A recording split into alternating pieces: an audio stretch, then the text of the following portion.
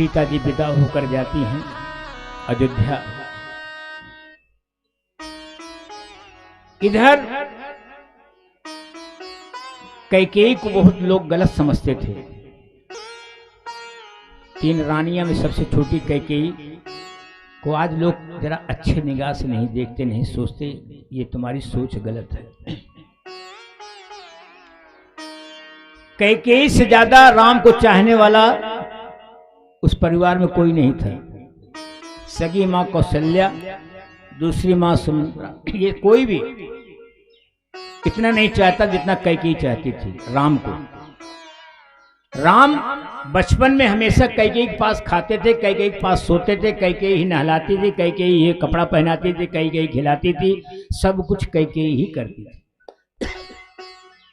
और कैकेयी ने ये मन में सोच रखा था कि जब हमारे पुत्र राम का विवाह होगा तो मैं अपनी बहू का ऐसा गिफ्ट उपहार दूंगा, ऐसा उपहार दूंगा कि मेरी बहू भी क्या सोचेगी। सीता जी के आने के पहले राजा दशरथ से कहती है कि अयोध्या में एक कनक भवन बना दीजिए, यानी सोने का, कनक माने सोना। राजा दशरथ ने कहा ये कनक भवन क्या करोगी? बोला आप बनवाइए। तो भाई छोटी को बहुत चाहते थे, बड़ी प्यारी थी कैकेयी उनके लिए। आदेश हुआ, विश्वकर्मा भगवान को बुलाया गया और बढ़िया सोने का भवन तैयार किया गया। एक सोने का भवन यहाँ है अयोध्या में, दूसरा कहाँ है? लंका में है?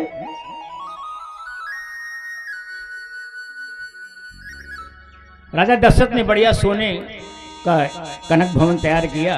और जब सीता जी आई, तो जब बहू आती है तो मुंह दिखाई भी दिया जाता है ना। जितने परिवार में मतलब सास ससुर जेठ जेठानी परिवार वाले गांव वाले भी आते हैं, अपनी यथाशक्ति सभी लोग बहू को मुंह दिखाई देते हैं,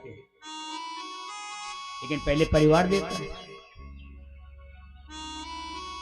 कैकेयी ने कहा भाई सबसे पहले हम देंगे।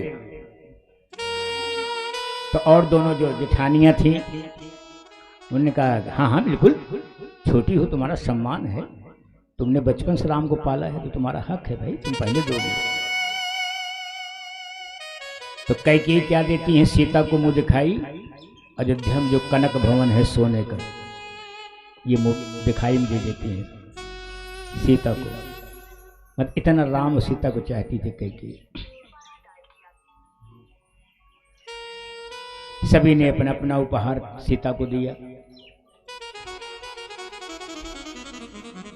बोलो वृंदावन बिहारी लाल की जय। जय जय श्री राधे।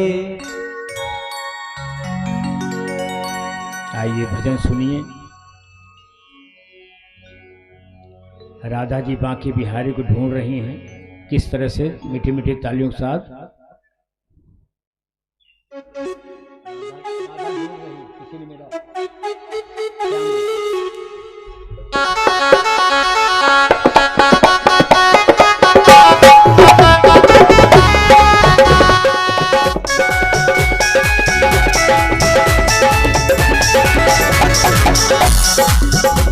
और राधा किस तरह से ढूंढ रही हैं कन्हैया जी को।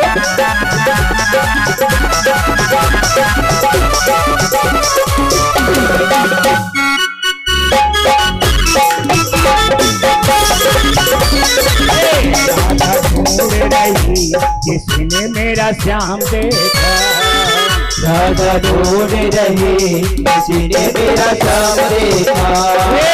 राधा ढूंढ रही किसने मेरा श्याम देखा। राधा ढूंढ रही किसने मेरा श्याम देखा। श्याम देखा धन श्याम देखा, श्याम देखा धन श्याम देखा।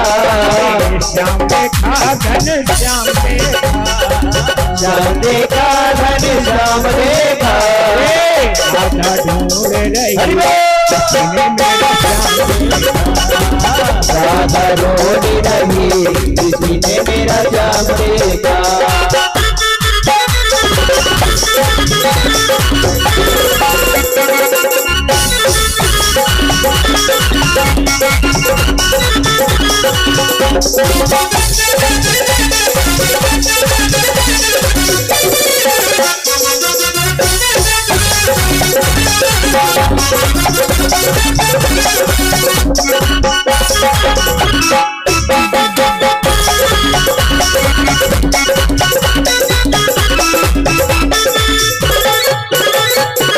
राधा तेरा श्याम गोकुल में देखा, राधा तेरा श्याम गोकुल में देखा, राधा तेरा श्याम गोकुल में देखा, राधा तेरा श्याम गोकुल में देखा, चलाते हुए राधा तेरा श्याम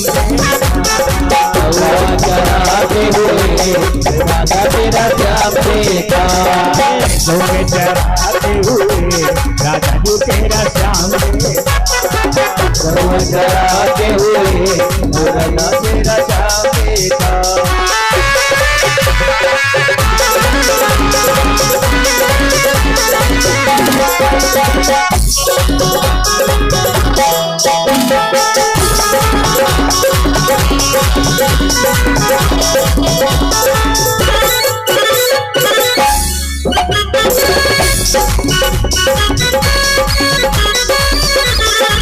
राधा तेरा श्याम हमने वृंदावन में देखा, राधा तेरा श्याम हमने वृंदावन में देखा, राधा तेरा श्याम हमने वृंदावन में देखा, राधा तेरा श्याम हमने वृंदावन में देखा, रास रचाते हुए राधा जी तेरा श्याम देखा, रचाते हुए राधा तेरा श्याम देखा, राधा ढूंढ रही किसी ने मेरा श्याम देखा, राधा ढूंढ रही किसी ने मेरा श्याम देखा।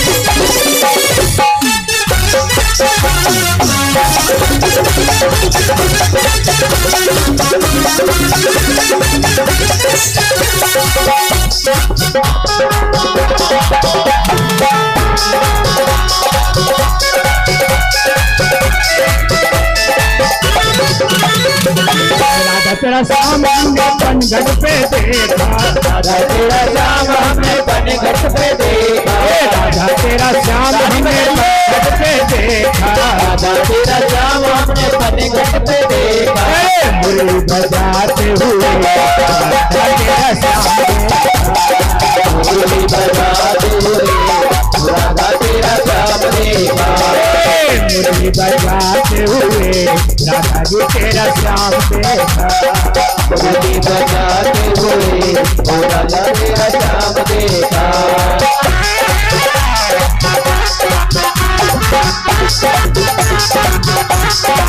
राधे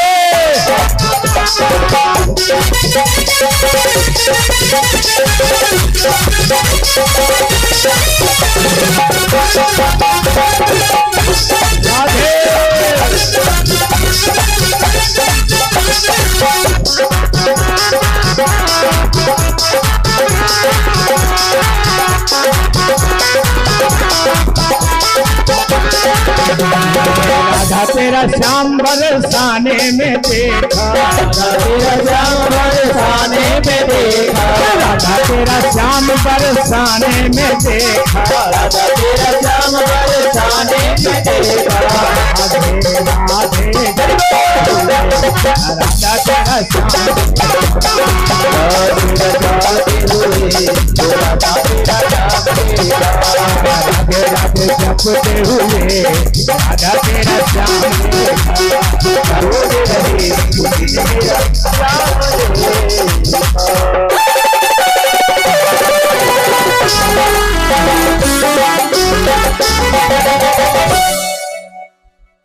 बोलो राजा रामचंद्र भगवान की जय।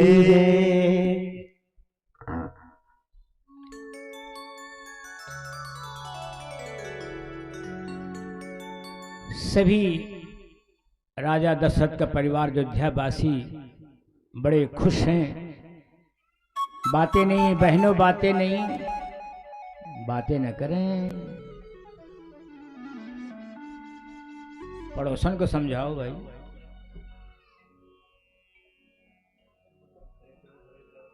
अयोध्या की खुशी को प्रभु भी देख रहे हैं स्वर्गलोक से।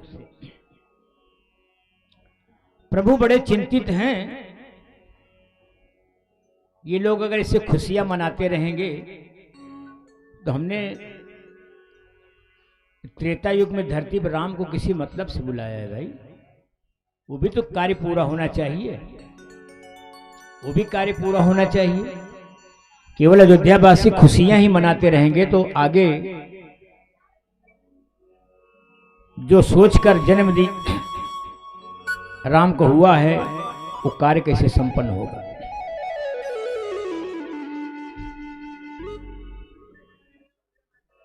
एक बार राजा दशरथ की लड़ाई में उनके जीतने में कैकेयी को बड़ा सहयोग था। छोटी रानी कैकेयी के वजह से राजा विजय प्राप्त हुए थे। तो राजा ने कहा था कैकेयी, मैं बड़ा खुश हूं तुमसे, तुम्हें 2 वरदान देना चाहता हूं, जो तुम्हें मांगना हो आज मांग लो। कैकेयी ने कहा, स्वामी हर चीज वक्त पे मांगा जाता है, अभी मांगने का वक्त नहीं आया, जब समय आएगा तो हम अपने आप मांग लेंगे।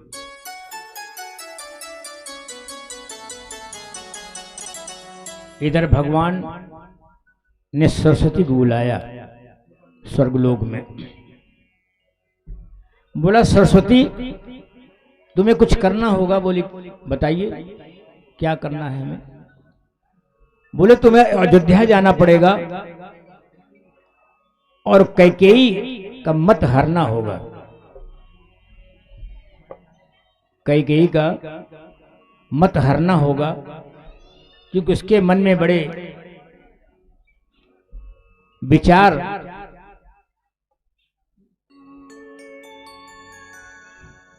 जो है उसको विपरीत परिस्थितियों में लाना होगा। सरस्वती मां ने कहा ठीक है, जैसा आपका आदेश। सरस्वती अयोध्या में आती हैं और कैकेयी के ऊपर मां सरस्वती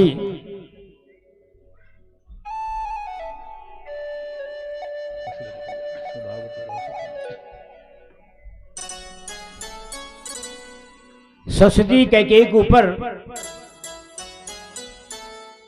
क्या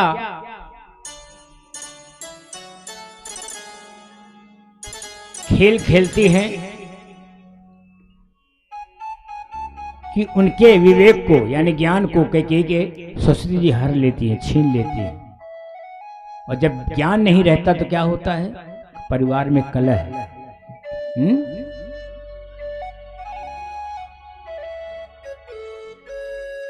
जब विवेक छीनती हैं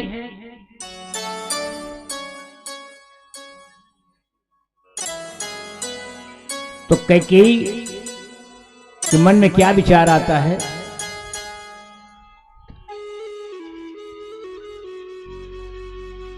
कि राजा ने एक बार कहा था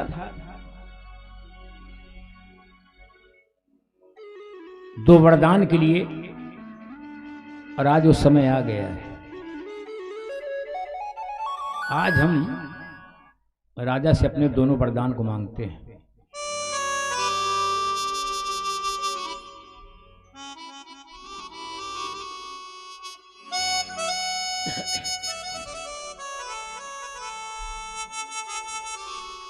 राजा दशरथ कैकेयी के भवन में आते हैं। राजा कैकेयी कहती हैं, स्वामी आपने एक बार दो वरदान देने के लिए कहा था, आज वो समय आ गया है। राजा दशरथ ने कहा मांगो। रघुकुल रीत सदा चली आई, प्राण जाए पर वचन अवश्य मिलेगा। कैकेयी ने कहा वरदान स्वामी देना चाहते हो तो दो वरदान दीजिए। पहला वरदान, राम को 14 वर्ष का वनवास हो, बातें न करिए बहनें, आज बहनें बात ज्यादा करती हैं। No disturb, I don't like. Shanti परिचय दीजिए।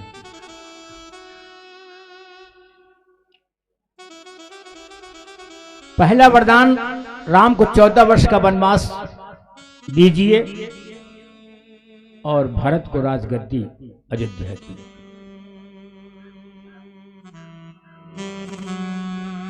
राजा दशरथ के पैर के नीचे से जमीन खिसक जाती है कि कैकेयी ने ये क्या मांग लिया। बहुत दिनों बाद तो प्रभु कृपा से पुत्र मिला और राम बहुत ही नेक पुत्रों में से है। कैकेयी अपने स्वार्थ में, अपने पुत्र के स्वार्थ में आकर ये क्या मांग लिया। मेरे भक्तों, दशरथ वचनबद्ध थे। बोला कोई बात नहीं कैकेयी, दोनों वरदान आपको मैं देता हूं।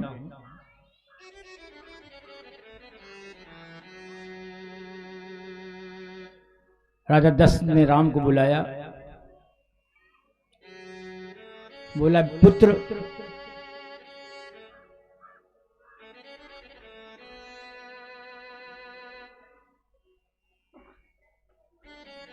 मैं मजबूर हूं, क्या तुम पुत्र के कर्तव्य को निभा सकते हो। राम ने हाथ जोड़ कहा पिताश्री बोलिए, आप आदेश तो कीजिए। बोला बेटा, तुम्हें 14 वर्ष के लिए अयोध्या छोड़कर वनवास में रहना पड़ेगा, जंगलों में। आप किसी पुत्र से कह के देख लीजिए, अगर पुत्र आज्ञाकारी नहीं है तो भी जीवन नरक हो जाता है।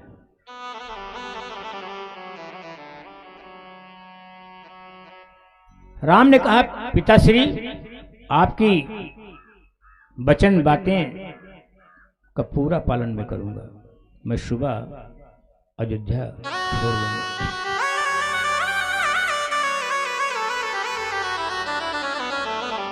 जब लक्ष्मण को मालूम हुआ कि भैया राम को 14 वर्ष का वनवास हुआ है, तो आकर कहते हैं पिताश्री और भैया श्री, मैं भी आपके साथ चलूंगा। अब ध्यान दीजिएगा भक्तों, रामचरितमानस त्याग का प्रतीक है और महाभारत त्याग का प्रतीक नहीं है। वनवास राम को है, लक्ष्मण को नहीं है। लेकिन लक्ष्मण जैसा भाई देखिए क्या त्याग कर रहा है कि भैया के लिए नहीं जाएंगे, उनकी सुरक्षा के लिए, उनकी देखरेख, उनकी सेवा के लिए मैं स्वयं जाऊंगा साथ में। एक भाई लक्ष्मण था, एक भाई आज के होते हैं जो अपने भाई को थाने में और अदालत में खड़ा कर देते हैं प्रॉपर्टी हड़पने के लिए, जमीन जायदाद को लेने के लिए। इधर सीता को मालूम हुआ, सीता जी ने विचार बनाया, उठकर आती हैं, भगवान राम के सामने खड़ी हो जाती हैं और हाथ जोड़कर कह रही हैं सीता जी राम से, स्वामी मैं भी आपके साथ चलूंगी।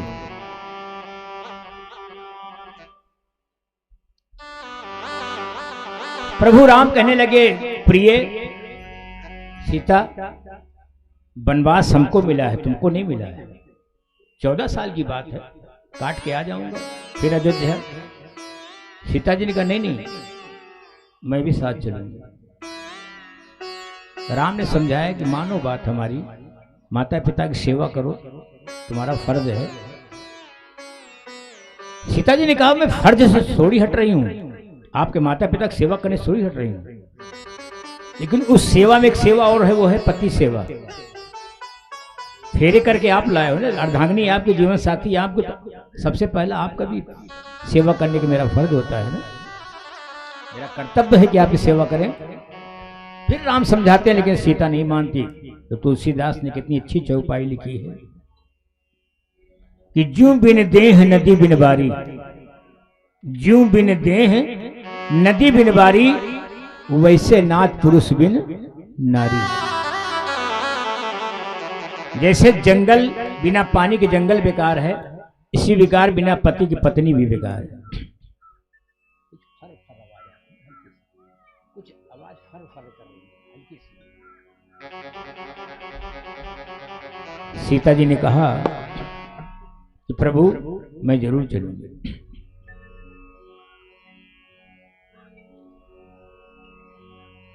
सुबह हेलो हेलो राधे राधे। सुबह तैयारी होती है, राम लक्ष्मण सीता जा रहे हैं 14 वर्ष वनवास को।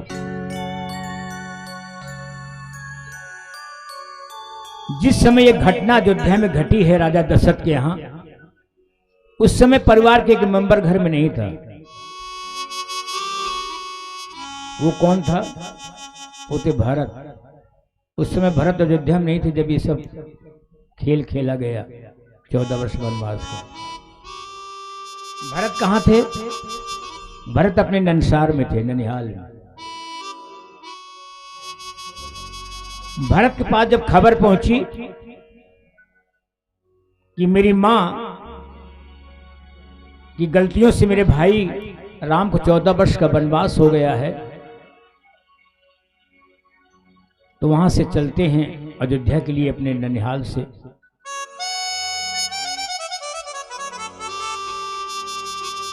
तो अयोध्या में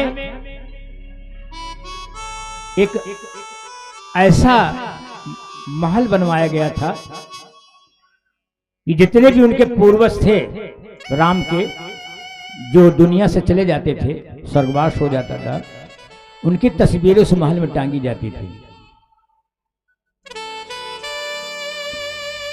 भरत जब वहां से ननिहाल से आ रहे थे अयोध्या, तो पहले वो महल रास्ते में पड़ा। तो भरत ने सोचा लाओ जरा अपने पूर्वजों को प्रणाम करते हुए घर जाता हूं।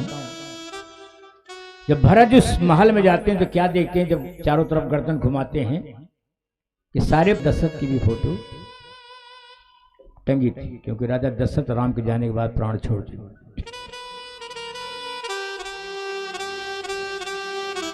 और ये घटना भी प्रारब्ध है। दशरथ को पुत्र वियोग में प्राण क्यों देना पड़ा, उनसे भी एक गलतियां हो गई थी राजा दशरथ से। ये घटना उस समय की है जब श्रवण कुमार अपने अंधे माता पिता को लेकर सारे तीर्थ कराने जा रहे थे। कौन? श्रवण कुमार। स्वर्ण अक्षरों में, इतिहासों में श्रवण कुमार का नाम लिखा गया। ऐसा पुत्र आज नहीं मिलेगा। बड़ी छोटी बात कहूंगा, जरा ध्यान से देना। हमारी बहनें जरूर ध्यान से देंगी। ये तुम्हारे लिए मैं शिक्षा दे रहा हूं अपनी बहनों को कि जो बहन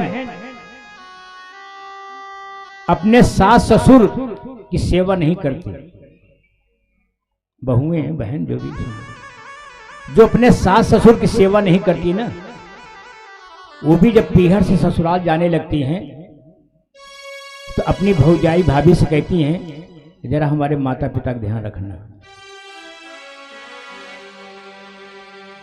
खुद सेवा नहीं कर रही सास ससुर की, लेकिन जब ससुराल जाने लगती हैं पीहर से तो अपनी भाभी से कहती हैं कि हमारे माता पिता का ध्यान रखना। आवाज बेटा, आवाज फर फर कर रहा है।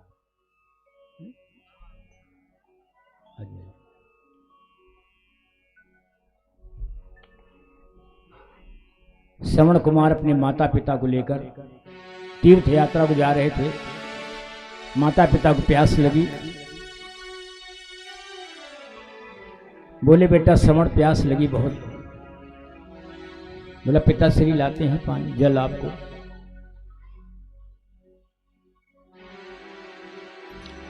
श्रवण कुमार जल लेने जाते हैं। पास में एक नदी थी और राजा दशरथ वहां शिकार खेल रहे थे। श्रवण कुमार ने जब अपना कमंडल नदी में उल्टा किया पानी भरने के लिए, तो जब पानी भरता है ना लोटे में, बाल्टी में या कमंडल में, तो थोड़ा आवाज करता है।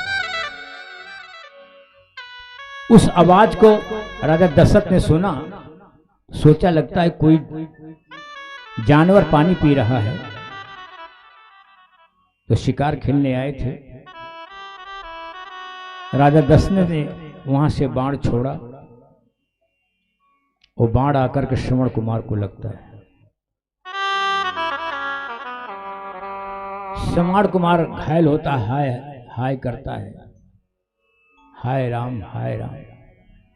दशरथ ने सोचा ये कौन है जो मेरे पुत्र का नाम ले रहा है, क्योंकि जब दुख आता तो हाय राम ही आता है, कोई दर्द होता तो हाय राम आता है।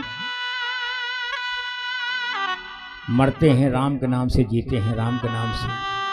कोई काम करते करते किसान थक भी जाता है, तब भी वो राम ही को याद करता है। जब दशरथ जी पास में जाते हैं तो क्या देखते हैं, उस बालक को तीर लगी हुई थी जो राजा दशरथ ने छोड़ा था। बड़ा दुख होता है राजा दशरथ को। राजा दशरथ हाथ जोड़कर खड़े हो जाते हैं, पुत्र बहुत बड़ी भूल हो गई हमसे, मैंने समझा कोई जानवर पानी पी रहा है। श्रवण कुमार ने कहा कोई बात नहीं है राजन, ये भी विधि का विधान है, लेकिन मेरी हाथ जोड़ के बस आपसे एक ही प्रार्थना है कि मेरे माता पिता बहुत प्यासे हैं, उनको ये जल पिला देना। लेकिन एक बात का ध्यान रखना कि बोलना मत, जल लेकर जाना, बोलना मत, वरना वो अगर वो जान जाएंगे ना, आवाज पहचान जाएंगे तो फिर पानी आपसे नहीं पिएंगे, बड़ा दुख होगा हमें। राजा दशरथ कमंडल में जल लेते हैं, माता पिता पास जाते हैं श्रवण के, और धीरे से बोलते हैं ताकि आवाज न पहचान सकें कि लीजिए जल ग्रहण कर लीजिए। इतने ही आवाज से माता पिता श्रवण के समझ गए कि ये मेरा बेटा तो नहीं है। दोनों माता पिता ने कहा भाई आप कौन हैं, आप मेरे पुत्र श्रवण तो हो नहीं। राजा दशरथ हाथ जोड़ खड़े हो गए कि सही आपने अंदाजा लगाया है, मैं आपका पुत्र श्रवण नहीं हूं, मैं राजा दशरथ हूं अयोध्या का। बोले हमारा पुत्र कहाँ गया, मैंने उसे भेजा था जल लाने के लिए, बड़ी प्यास लगी थी। राजा दशरथ जो है पूरी वृत्तांत बताते हैं कि इस तरह से हमने बाण चलाया, जानवर समझ के उसको बाण लगी और तुम्हारे पुत्र को, और वो प्राण छोड़ दिया। दोनों माता पिता पानी तो नहीं पीते और दोनों श्राप देते हैं राजा दशरथ को। ऐ राजा दशरथ, जिस तरह आज मैं पुत्र वियोग में अपना प्राण त्याग रहा हूं, मैं श्राप देता हूं तुम्हें कि एक दिन ऐसा आएगा कि तुम भी पुत्र वियोग में अपने प्राण को त्याग दोगे। ये वही लीला है मेरे भक्त कि राम जब सुबह बन जाने लगे, उनके जाते ही राजा दशरथ के प्राण निकल गए। राजा रामचंद्र भगवान की जय।